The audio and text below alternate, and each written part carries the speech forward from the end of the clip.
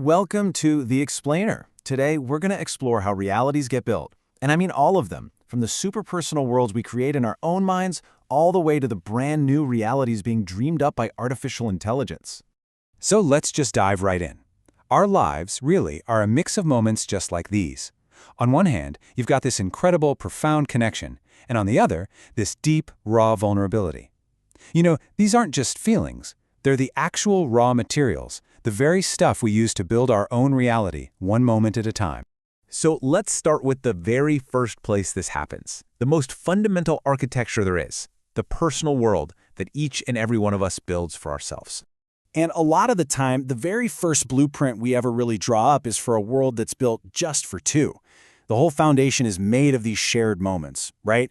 These intimate experiences that create a totally private reality, one that is uniquely and kind of beautifully just ours. I mean, think about it like this. Every single one of these emotional moments, it's like a literal building block. Every laugh you share, every kiss, every quiet moment of understanding, they become the actual bricks and mortar that give your personal story its shape, its strength. And you know, it's not just about relationships. We also build our worlds through just pure creation. When we're young, we try to get what's inside of us out. And these first attempts, they're not about skill, right? They're about this pure, unfiltered expression. This isn't just a painting of a tree. It's someone trying to capture its energy, its aliveness. But of course, the internal worlds we build, they aren't always so bright and perfect. Sometimes they end up reflecting our own confusion, our anxieties, or maybe a really distorted view of how things are.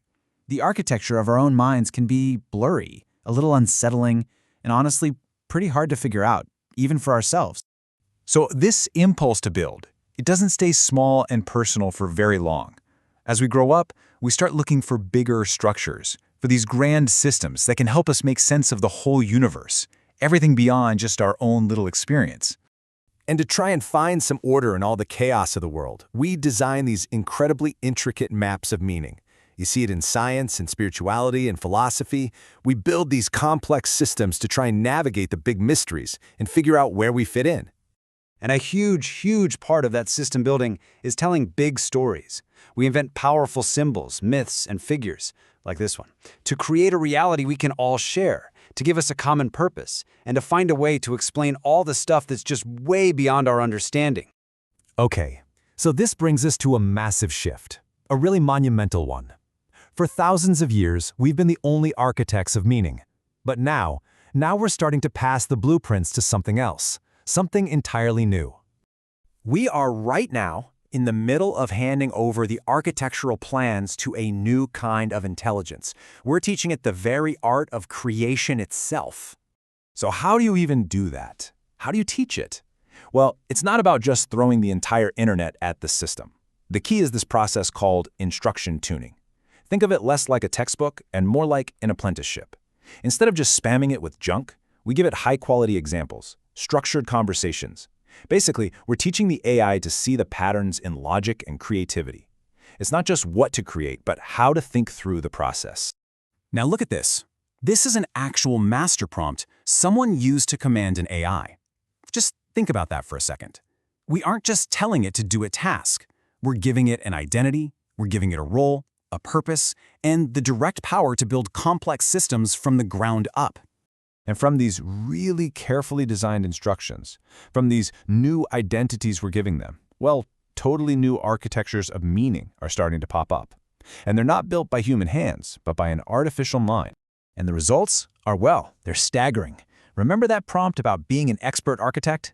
From instructions just like that, AI can generate entire new realities.